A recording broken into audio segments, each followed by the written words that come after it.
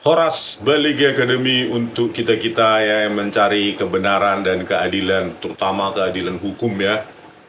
Tetapi bagaimana Indonesia ini bisa menegakkan hukum yang tegas kalau jaksa-jaksanya poya-poya, hartanya fantastis, ya kan? Seorang jaksa media seperti Sandian Dika aja bisa hartanya 7,6 miliar, ya sangat tidak masuk akal dengan gaji 11 sampai 13 juta. Kan dari situ saja pun sebenarnya sudah bisa menjadi pintu masuk bagi KPK untuk menelusuri ya, apakah benar 6,6 miliar itu hibah tanpa akta itu atau hibah di bawah tangan itu benar. Kan itu kan sudah harus ditelisik itu ya. Belum lagi Jaksa Agung Sanitiar Burhanuddin hartanya 11,8 miliar ya, bangunan dan tanah dan bangunan 5, sekian miliar, uang cashnya atau setara cashnya itu 6,1 miliar, gajinya berapa? Dari situ kan sudah bisa ya, tidak masuk akal, fantastis sekali mengingat gajinya gitu loh. Itu sebenarnya bisa ditelisik. Tapi kalau beraninya sama kita rakyat jelata ini ya Pak Prabowo, ya gini-gini aja lah penegakan hukum di Indonesia ya. Oke, kita review kembali ya beberapa jaksa kotor yang terlibat suap-suap itu.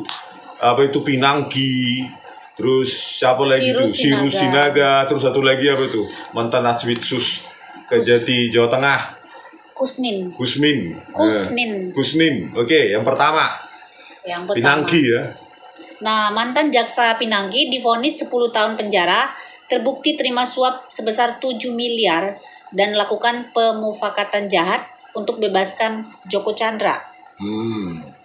Menerima 7 miliar, enak kali ya Pinangki. Dihukum berapa tahun itu? 10 tahun, tapi nanti banding menjadi 4 tahun. 10 tahun, terus setelah itu banding jadi 4 tahun di korting. Habis itu nanti udah bebas bersyarat, hanya menjalani 2 tahun. Hanya menjalani 2 tahun penjara. Ya, aduh, kena suap 7 miliar. Cuma menjalani 2 tahun penjara. Waduh, enak kali nih Pak Prabowo. Kenapa nggak dihukum apa itu? Ini leher. Itu harusnya ya. Dia penegak hukum harusnya ya harus begitu. Biar jangan ada lagi yang kotor. Ya, supaya rakyat bisa mencari keadilan. Kalau begini jaksa-jaksa semacam ini ya, harta fantastis. Ya, mulai dari Jaksa Agung hartanya 11,8 miliar. Sandian Dika aja masih jaksa media sudah 7,6 miliar. Gimana ini penegakan hukum di Indonesia ini, Mr. Prabowo? Bersihkanlah Pak. Walaupun ini mungkin peninggalan dari rezim-rezim sebelumnya, ya kami memohon sebagai rakyat supaya janji politik Anda bisa ditepati ya. Terus selanjutnya Siru Sinaga itu gimana itu kasusnya? Ini Siru Sinaga ya, tahun 2011. Dia divonis 5 tahun penjara.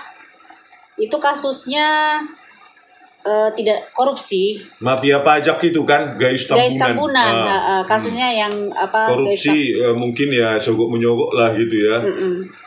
Dan perintangan penyidikan kalau nggak salah itu ada itu. Dia dinilai JPU telah terbukti bersalah lantaran menggagalkan tuntutan pasal korupsi Gayus Tambunan. Menggagalkan pasal korupsi Gayus Tambunan. Siru Sinaga itu jaksa senior itu, saat itu kan udah tua dia. Saat itu Siru Sinaga, bayangkanlah itu.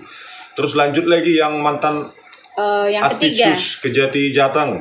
Yang ketiga itu mantan asisten pidana khusus Aspitsus Kejaksaan Tinggi Jawa Tengah, Kusnin. Didakwa menerima suap sebesar 294.000 dolar Singapura dari Alvin Suherman. 94.000 Singapura dolar ya, berarti sekitar 3,5 miliar lah rupiah untuk saat ini. Si penyogok adalah Alvin Suherman, pengacara yang menangani perkara kepabeanan yang ditangani oleh institusi penegak hukum tersebut. Pokoknya dia disogok pengacara Alvin Suherman. Aduh, rusak ya, bekerja untuk menegakkan hukum malah menginjak-injak hukum. Dihukum berapa ratus tahun dia? Di sini dia nggak ada ya, dia. Nggak ada. Divonisnya itu udah bebas lah mungkin dia ya. Banyak lagi jaksa-jaksa lain, nanti kita korek satu-satu ya. Aduh, gimana ini bah ya. Pantas saja ya sogokannya sudah bilangan-bilangan miliaran ini ya. Ya, saya jadi curiga ini, bagaimana getolnya si Sandi Handika ini, jaksa ini menolak bukti ilmiah. Ya, alasannya adalah apa itu? Metadata salah ketik. Ya, itulah saking getolnya dia menolak bukti ilmiah. Ya. Pak Prabowo, tolong periksa ini orang Sandi Handika ini, Pak Prabowo. Ya. Ya. Karena apa? Kekayaan itu naik 5 miliar hanya dari 2014 ke 2019. Ya, di situ ada kasus Jessica Kumala Wongso 2016. Kok bisa meningkat 5 miliar dalam 5 tahun? Dan dia getol sekali melakukan pembelaan terhadap itu manipulasi bukti rekayasa yang direkayasa dengan e-red oleh Muhammad Noel Azhar. Sudah kita tunjukkan di persidangan, tapi tetap dia bersikeras. Nah ini kan perlu ditelisik ini KPK ini. Perintahkan dong Pak Prabowo KPK menelisik orang ini, Sandi Handika ini. Ya. Kok bisa dia? Harusnya kalau udah bukti ilmiah disajikan, oke Pak nanti kita cari ahli lain. Gitu loh untuk meneliti. Ini enggak, tolak aja langsung. Nah ya tadi selalu saya bilang loyalitas buta ya umumnya itu karena duit. Gitu. Loyalitas buta pasti karena duit besar, bukan duit kecil. Bukan uang kopi 50.000 itu, ya kan? Nah, ini Pak Prabowo tugas Anda, terutama jaksa satu ini, Sandi Handika ini, kok bisa hartanya itu 7,6 miliar masih jaksa media, ya? Hibah tanpa akta 6,6 miliar tanah dan bangunan. Tolong diperiksa ini Pak Prabowo, ini jaksa satu ini, ya, ya, dari mana uang-uangnya ini, ya? Oke, gitu aja Ternyata dulu. dia 2,5 tahun tadi yang Aspitsus itu dengan 3 miliar. Aspitsus tadi Kejati-Jateng itu cuma 2,5 tahun. Iya, dijatuhi hukumannya sangat ringan dia. Ringan-ringan ya kalau jaksa itu kena suap ya. Ya karena yang menuntut juga jaksa juga rekannya kan. Jaksa terdakwa, penuntutnya jaksa. Nah, bisalah mereka kolaborasi kan, tuntut saya sekian ya, sekian kita kan sudah dongan, teman gitu kan. Ya Pak Prabowo bentuklah undang-undang untuk perampasan aset koruptor, maling uang rakyat, suap, terutama mulai untuk jaksa, hakim, dan polisi. Terus buat juga undang-undang pembuktian terbalik dari aset mereka dari mana saja.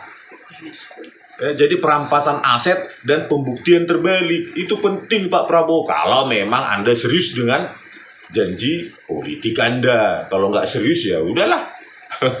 Ngapain kita bahas lagi kan?